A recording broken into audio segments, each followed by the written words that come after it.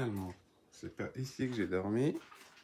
Après avoir attendu 1h30, c'est ici. Je vais vous montrer ça. Voilà où j'ai dormi. Dans cet endroit qui ressemble à un petit chalet savoyard. La maison est vachement ancienne. Voilà donc l'intérieur. Ce petit caboin a plus de 200 ans quand même. La télé et la clim, ça a que 150 ans. Mais c'était d'origine. Alors, je cherche une boulangerie pour démarrer la journée. J'en ai trouvé une, mais il y en a une en haut de cette petite rue, je vais aller voir. Alors, j'allais manger mon melon bread et j'ai vu ce tunnel.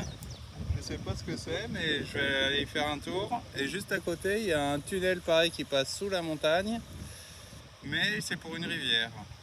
Donc ça m'intrigue et je vais aller voir ce que c'est. Allons voir ce qu'il y a dans ce tunnel. Creuse un tunnel, vite, creuse un tunnel. Un tunnel et puis un plus grand tunnel. Creuse un tunnel, vite, creuse un tunnel. Donc on traverse la montagne, on arrive côté lac et il y a plein de pêcheurs. Je crois qu'en canoë ça doit être carrément pas mal de se prendre un tunnel.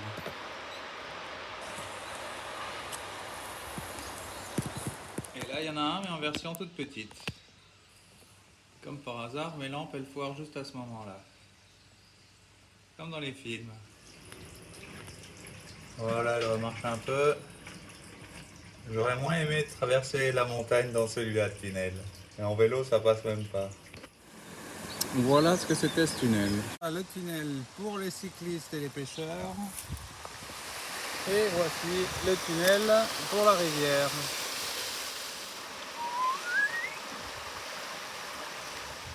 Bah là, le riz a l'air déjà prêt à être récolté. Ils ont dû le planter l'hiver.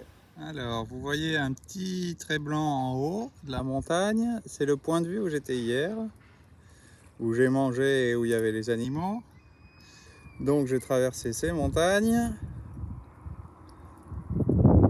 Après, je suis allé au bout du lac là-bas. Et là, j'ai traversé cette montagne. Facile, pas besoin de la gravir. Et voilà où je suis. Ah, c'est sûr que là, c'est un peu plus triste, mais c'est plus facile à filmer.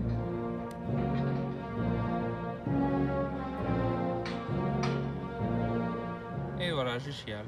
Papillon volé, dévolé, nous cavolé. Ah bah non, il vole plus, il est en train de se faire déchiqueter par des fourmis.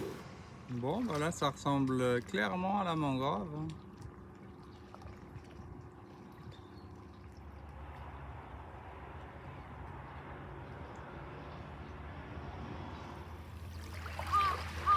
Bon, hier c'était la tempête, mais aujourd'hui c'est vraiment tranquille.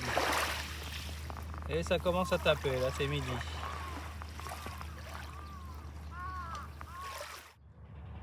Voilà un petit château du bord du lac. Et je vais essayer de trouver un truc à manger par là. Je crois qu'il y a quelques restaurants dans cette petite ville. J'ai trouvé ce resto d'Amérique du Sud. Je ne sais pas si je vais essayer de baragouiner en portugais ou en espagnol. Il n'y a pas beaucoup de monde, c'est pour ça que je vous fais la vidéo. Il y a un pur jus de maracuja qui est arrivé. Et j'ai vu pizza, donc je me suis arrêté direct. J'ai su que c'était bon, c'était ce qu'il me fallait. Alors j'ai pris ça en plus de ma pizza et de ma salade, parce qu'il ne faut pas se laisser abattre.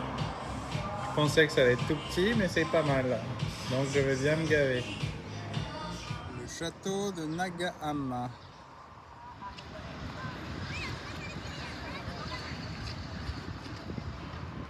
Une énorme statue que je vois depuis un petit moment. Le long du lac. J'ai tendance à préférer celui-ci. Ensuite, mon hôtel était à 30 km du bord du lac et j'ai traversé des recycleries pour les métaux. Donc, plus d'images. Désolé, c'est finito. Bon allez, je vous fais une fleur, je rajoute quand même une image. Ciao, bye bye.